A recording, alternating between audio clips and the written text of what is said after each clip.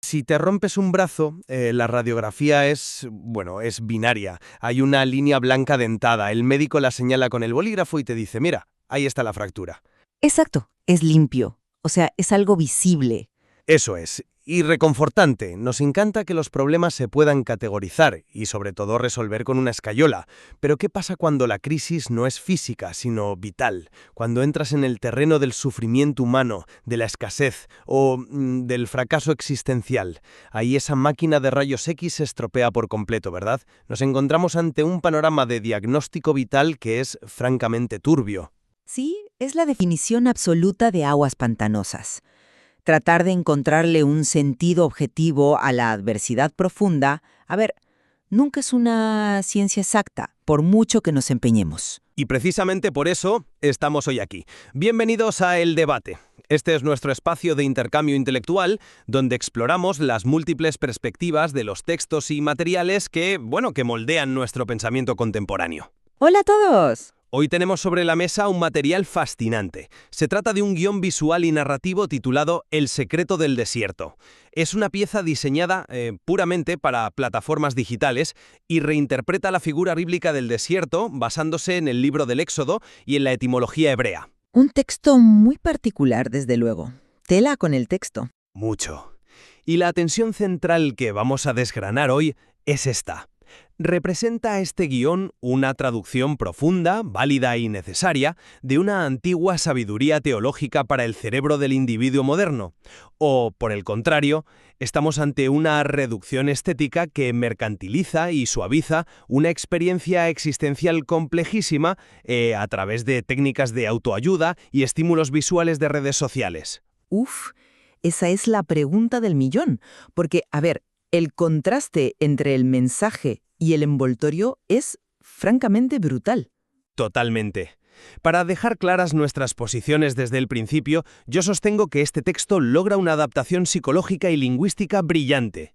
Lo que hace es reclamar el concepto del desierto no como un paramno inútil donde uno va a sufrir sin más, sino como un espacio absolutamente necesario de preparación y de comunicación íntima. Ya, bueno, y yo, reconozco el magnetismo del texto, no te lo voy a negar, pero argumento que al envolver un concepto tan crudo en una estética de relajación sensorial, con ASMR, lucecitas cálidas, y al aplicarlo a problemas tan terrenales como un bache financiero, pues el material despoja la metáfora de todo su rigor original. ¿Tú crees? Sí, estoy segura. Convierte una prueba de supervivencia pura y dura en un producto reconfortante, pero que en el fondo es bastante superficial. Bueno, vamos a meterlos de lleno en la base textual porque creo que ahí radica la genialidad de la pieza. Lo que me impresiona de este material es el uso tan sofisticado que hace de la hermenéutica. O sea, cómo coge una interpretación de un texto milenario y la aterriza de lleno en la psique y los problemas de hoy. Fíjate en cómo conecta Éxodo 13:17. El pasaje donde Dios evita llevar al pueblo por el camino corto hacia la tierra prometida, ¿no? Exactamente, ese mismo. El texto nos recuerda que el camino corto los habría enfrentado a los filisteos y no estaban listos para la batalla. Pero el guión no se queda en la anécdota histórica, sino que da un salto lingüístico y nos muestra que Midbar, la palabra hebrea para desierto, comparte la misma raíz exacta que dabar, que significa hablar. Claro, la raíz consonántica D-B-R. Eso es. Y esto no es un mero juego de palabras de crucigrama, ¿sabes? Ofrece un marco intelectual y cognitivo tremendamente sólido. Transforma el sufrimiento percibido, o sea, lo que el texto llama tu retraso actual, en un propósito estructurado, la protección divina. Para alguien que está atravesando una crisis moderna, que siente que su vida se ha estancado, oye, esta es una herramienta cognitiva poderosísima para reescribir su propia narrativa de fracaso. El argumento es seductor, eso no te lo niego. Psicológicamente es un salvavidas. Totalmente. Pero mi crítica va directamente a la contradicción inherente en cómo este salvavidas nos es entregado. Me choca muchísimo cuando leemos las instrucciones de producción que acompañan al texto. Estamos hablando de un guión que pide específicamente, y cito, plano cenital de un cuaderno analógico de tapa dura, un café humeante al lado, iluminación cálida de estudio a medianoche, sonido ASMR del roce del lápiz sobre el papel y, como no, acordes de piano de fondo. Bueno, creando una atmósfera inmersiva. Es el medio. Inmersiva, sí, pero completamente artificial, promete enseñarnos a navegar la dureza, la sequedad y la aridez implacable del desierto, pero lo hace construyendo un refugio sensorial que es la antítesis del desierto. Es puro postureo. Y el colmo llega cuando sugiere que este desierto puede ser una crisis financiera y culmina pidiendo al espectador algo tan algorítmico como «escribe amén en los comentarios para sellar la promesa». Ya, el famoso call to action. Exacto. Y ahí el texto traiciona su propia premisa teológica. Pasa de ser un conducto de sabiduría antigua a un simple algoritmo de validación emocional, o sea, diseñado puramente para retener al usuario. Entiendo perfectamente la disonancia que sientes, lo entiendo, pero permíteme ofrecerte una lectura diferente de esa aparente contradicción, empezando por el concepto de aislamiento, ¿vale? Volvamos a la dualidad entre Midbar y Dabar. Hay una frase en el guión que me parece clave. El mundo ve el desierto como un lugar de silencio, pero Dios lo ve como el lugar donde finalmente puede hablarte sin distracciones. Sí, la redefinición de la soledad. Exacto, eso es. Él lo que hace de forma brillante es redefinir la soledad moderna. Hoy en día estar aislado se percibe como el fracaso definitivo. Es un vacío angustioso. El temido FOMO, ¿verdad? El miedo a perderse algo. El guión le da la vuelta y lo llama una audiencia privada con el creador. Está operando en un nivel semántico muy profundo para cambiar la experiencia visceral de quien está sufriendo ese aislamiento. Claro, suena de maravilla, es poesía pura. Pero fíjate en el coste de esa redefinición. Históricamente, y tú conoces bien el texto del Éxodo, el desierto fue una experiencia profundamente comunitaria. Sin duda, era toda una nación en movimiento. Eran miles de personas caminando juntas, enfrentando la escasez, quejándose amargamente, rebelándose, organizándose jurídica y socialmente a los pies del Sinaí. Al convertir el desierto en una audiencia privada, este guión aísla al individuo de su comunidad. Bueno, no sé si lo aísla. Sí lo hace. Convierte un drama colectivo de supervivencia en una sesión de coaching individualista a medida. A mí me preocupa muchísimo que, al interpretar la crisis como una línea directa y exclusiva con la divinidad, estemos fomentando un aislamiento narcisista. El individuo se desconecta de su red de apoyo porque empieza a creer que su sufrimiento es, no sé, un proyecto de superación personal VIP, diseñado solo para él. Es un punto interesantísimo, de verdad, y veo el riesgo. Aunque yo lo formularía de otra manera. No creo que el objetivo del texto sea aislar narcisistamente a la persona de la sociedad. Déjame usar una analogía para explicar cómo veo este mecanismo empírico.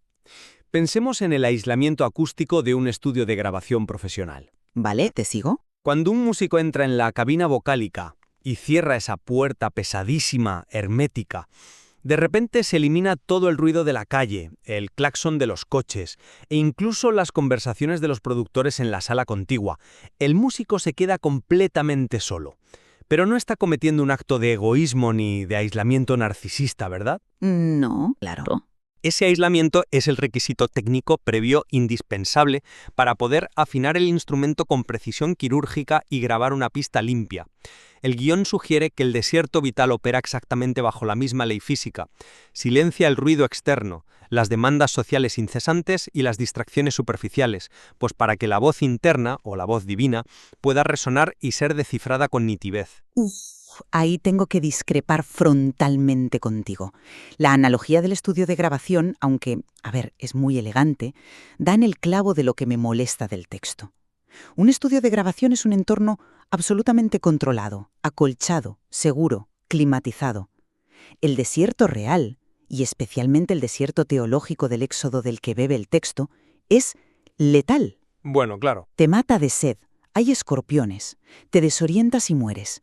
Y aquí es donde pasamos a la naturaleza de la prueba en sí misma.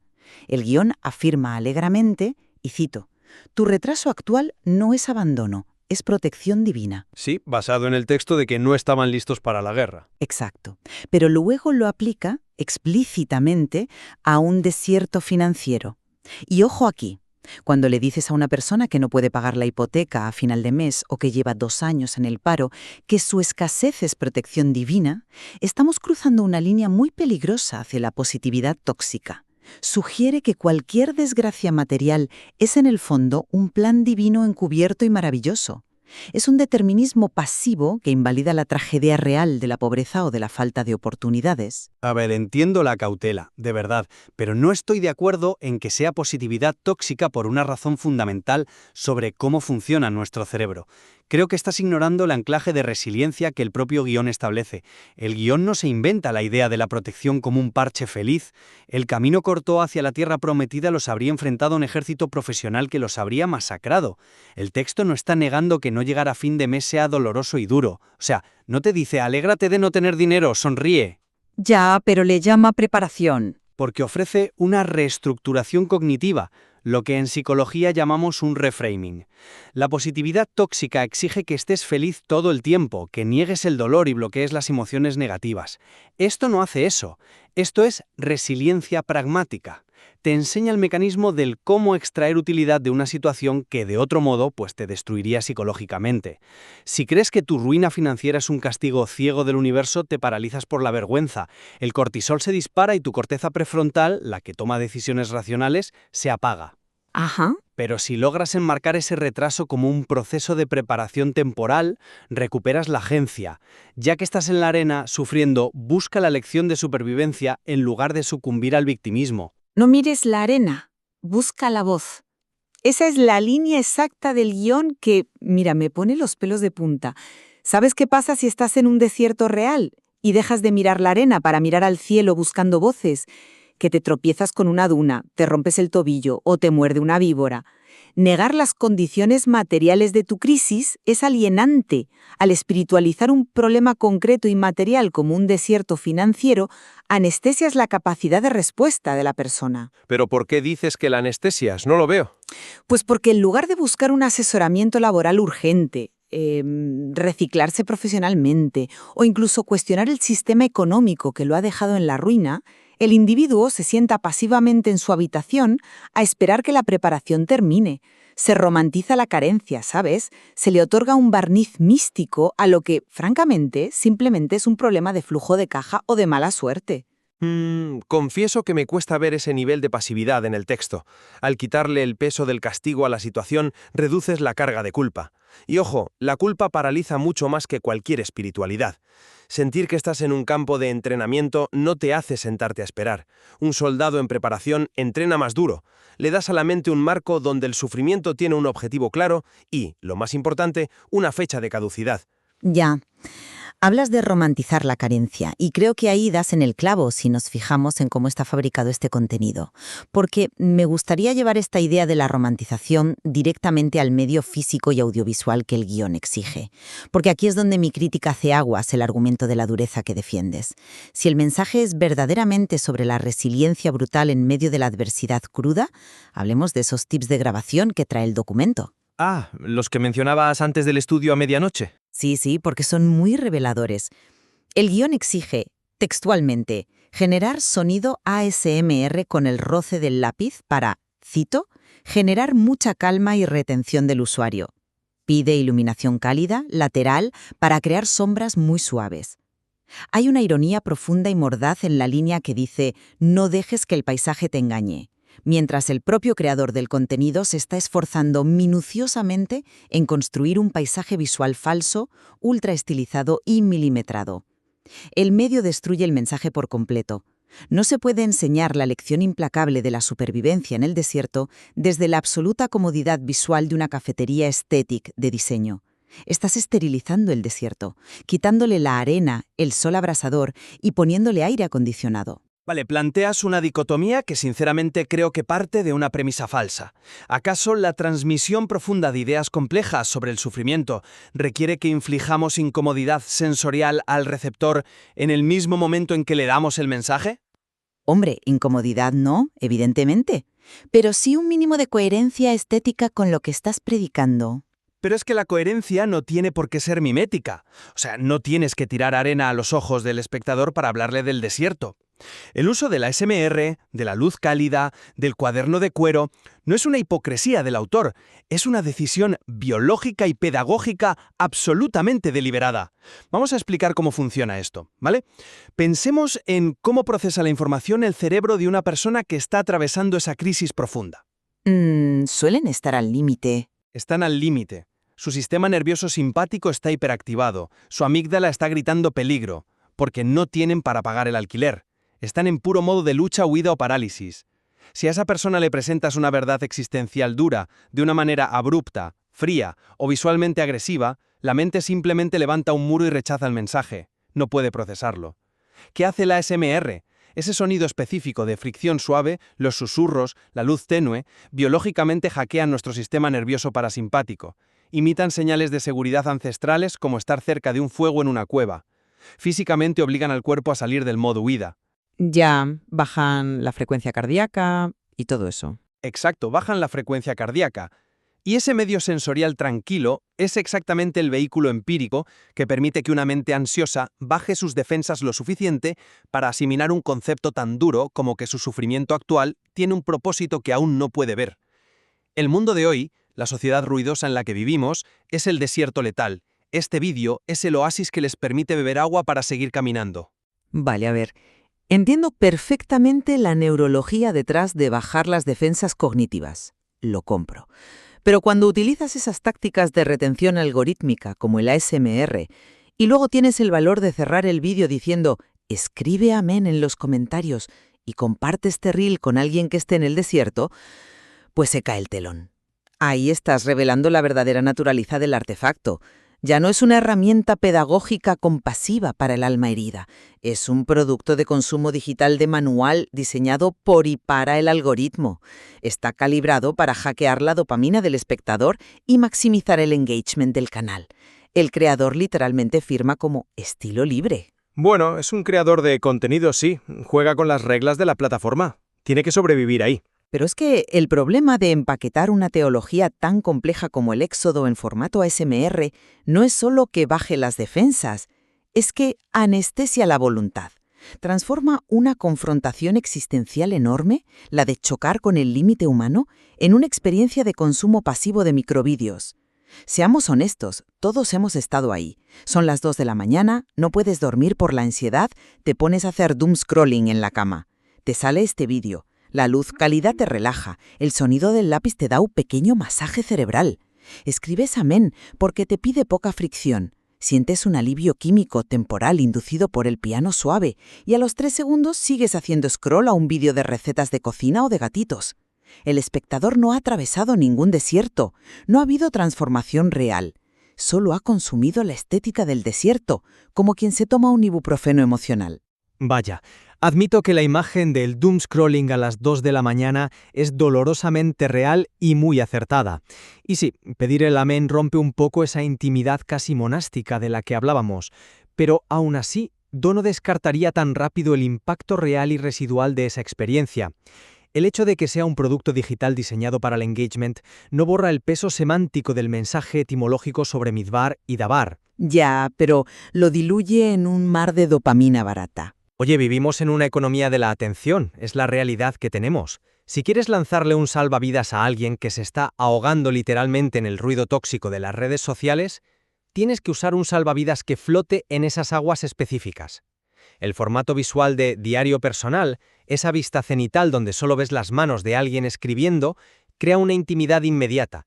Muestra que esta revelación tremenda no proviene de una autoridad eclesiástica distante hablándote de un púlpito de mármol, sino de un igual, alguien que en su habitación también está anotando reflexiones en un cuaderno, buscando respuestas en la madrugada, igual que tú.